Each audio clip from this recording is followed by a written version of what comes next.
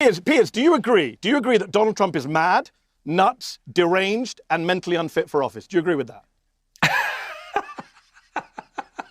Do you agree with that or not? Why do you do this? Why don't you just... Do you agree he's mad, why don't you nuts? just say, Mehdi? I mean, it's a simple question, Piers. People are watching. Do you agree that Donald Trump is mad, deranged, it's not your show, and unfit for office? Because those are your words, Piers. Those are your words. When I come on your show, those are your words. When I come on your show, you call Donald Trump deranged, mad, time out, and nuts. What is going on, everybody? Welcome back to the channel. There's a big difference between disagreeing with someone's opinion and refusing to engage with the evidence they're put in front of you. That's what makes this exchange so fascinating. What started as another heated argument over Donald Trump quickly turned into a debate about something much bigger: consistency, accountability, and whether the phrase Trump derangement syndrome has become a way to dismiss criticism instead of responding to it. Now, this conversation gets intense almost immediately. Mehdi Hasan doesn't just challenge Piers Morgan's views, he challenges Piers' own past statements, forcing him to explain why his tone toward Trump appears different today than it did after January 6th. And then, just when it seems like the debate can't get any more explosive, Mehdi pulls out a government document and puts it on the desk, shifting the conversation in a completely unexpected direction. Whether you agree with Mehdi Hasan or Piers Morgan, this is one of those debates where the arguments, the evidence, and the reactions all deserve a closer look. So let's break it all down together. Piers, do you agree? Do you agree that Donald Trump is mad, nuts, deranged, and mentally unfit for office? Do you agree with that? Do you agree with that or not? Why do you do this? Why don't you just... Do you agree he's mad, why don't you nuts? just say, Mehdi? I mean, it's a simple question, Piers. People are watching. Do you agree that Donald Trump is mad, deranged, it's not your show, and unfit for office? Because those are your words, Piers. Those are your words. When I come on your show, those are your words. When I come on your show, when I come on, you call Donald Trump deranged, mad, time out, and nuts. When I know, and occasionally I think he is those things. And as you know, I've said it when I think he is, and when I think he deserves praise, I give him praise. My point is, though, that you're overall you accept blinkered about AOC. No, I think sometimes he's perfectly normal and lucid. Sometimes he does nutty things.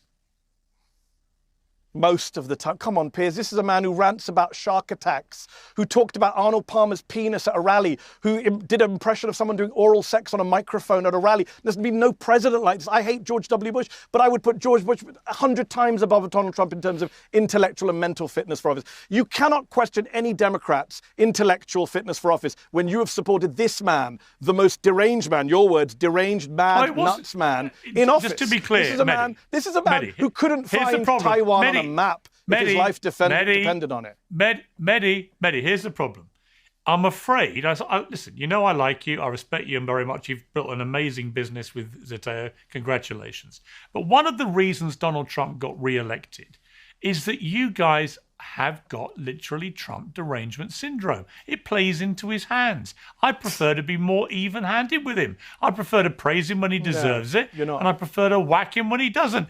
When you're so blindly enraged by everything, including silly jokes he says, you're so deranged about it. Actually, in the end, you managed to achieve the unthinkable. You managed to help get Trump re-elected. Hold on. He got re-elected with a bigger majority.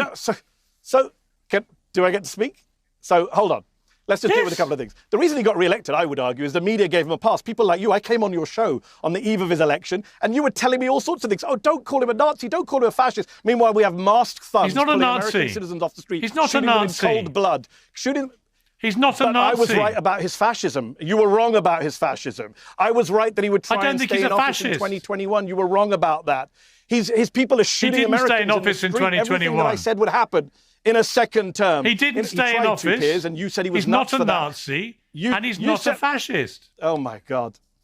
Piers, you, in January 2021, accused him of trying to stay in office. You said he sent an armed mob to the Capitol. You said he should be removed from office, never be president again. You changed your tune once he got back to the presidency. I get that. That's fine. No. I've been right about everything I've said about Trump. And as for being Trump derangement syndrome, it's the very opposite. Even I didn't think he'd be trying to start a war with Denmark. Even I didn't think he'd be shooting Americans in the street 14 months into his presidency. Even I didn't think he'd be this corrupt on this level so openly. So, in fact, he's been much worse than those of us who allegedly have TDSs. You have TDS, Piers. you have Trump denial syndrome. When I say to you, is Trump racist? You say, no, he's not racist, even though he calls Somalis low IQ, Piers. Do you agree that Somali people are low IQ? Is that not the most racist thing? Just to explain, Mehdi, just to explain. Look, you're dodging me. This is not your show. Do you think Somalis are low IQ, Piers? This is not your show, Mehdi. Do you think Somalis are low IQ? You don't get to interview me for half an hour. It's not your show. People are worried about your silence. When I come on your show, I haven't been silent about any of these things. You should watch my show more. Trump calls Somalis low IQ. Is that not a Nazi thing to say?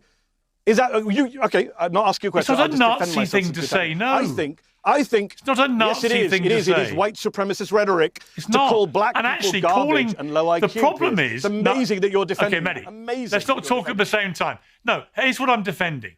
When people like you on left keep calling Trump a Nazi or comparing him to Adolf Hitler, that is exactly what I'm talking about Trump derangement syndrome. It is so ridiculous, so offensive, so inaccurate. Adolf Hitler and the Nazis murdered 12 million people, including 6 million Jews in a Holocaust. There is zero comparison to be made. Then why are they pumping out Nazi propaganda from the DHS Twitter account? Why are they using literal Nazi themes and quoting Nazi books? Do you know that they're doing that? Have you checked that out? Go check it out. I wrote about it. Why are they trying to... Has he murdered 12 million people? A man who says... Why is he? That's not the definition of a Nazi. That means Nick Griffin's not a Nazi because he didn't murder. You know perfectly well, you don't have to be Hitler to have Nazi views. These are Nazi views. When you put someone in front of Congress right now, they're trying to confirm someone to the State Department, Piers, who says that we need to address the Jewish question, that Jews are victims, that white people are being erased. Are those not Nazi views? Are those not far-right views? Are those not views you want to condemn? This is your friend. You say, Donald Trump is my friend. I'm asking you, Donald Trump, your friend, was friends with Epstein. You know how many Trump people are in the files in very awkward positions, lying about their relationships, from Elon Musk to Howard Lutnick, Mehmet Oz, multiple. That's why Thomas Massie is now calling this the Epstein administration. But just on Trump, I just want to mention a couple of things. I just brought this along just to remind myself. Donald Trump traveled on Epstein's private jet many more times than has previously been reported or that we were aware. That's an email from one of his own DOJ lawyers in 2020. Trump lied, Piers, when he said he never went on the plane. He went on the plane 8 times. We know, for example, that Epstein wrote in 2011, Donald Trump spent hours at my house with a victim. He referred to Trump being at his house as the dog that hasn't barked.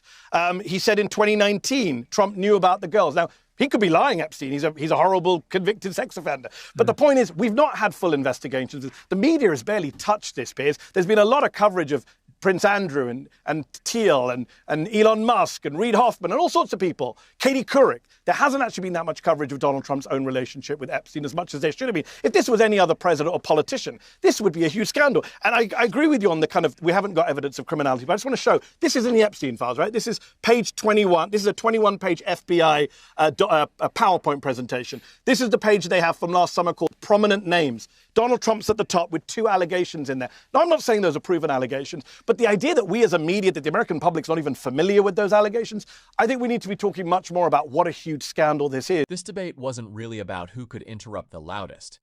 It came down to 2 very different ideas about how public claims should be handled. One side argued that criticism of Donald Trump is often exaggerated and emotionally driven. The other argued that if there are documented facts or official records worth discussing, then dismissing them with a label like Trump derangement syndrome doesn't actually answer the underlying questions. One point that's worth keeping in mind is that appearing in an investigative document or being named in a file is not, by itself, proof that someone committed a crime. Those are separate issues, and it's important not to blur that distinction. At the same time, it's also reasonable to ask whether similar information involving any prominent political figure would receive the same level of media attention and scrutiny. That's ultimately a question about consistency in journalism, not just about one individual. What stood out to me most was how quickly the conversation shifted away from the substance of the claims and toward questioning each other's motives. Once that happens, the audience is often left sorting through accusations instead of evidence. That's why debates like this can generate far more heat than clarity. But that's just my perspective. What did you think? Did Mehdi Hasan make a compelling case that the focus should remain on documented information and consistency? Or do you think Piers Morgan was right that some criticism of Trump goes too far? Let me know your thoughts in the comments below. If you enjoyed this breakdown, don't forget to like the video, subscribe to the channel, and turn on notifications so you never miss future political debates, media analysis, and commentary. Thanks for watching, and I'll see you in the next one.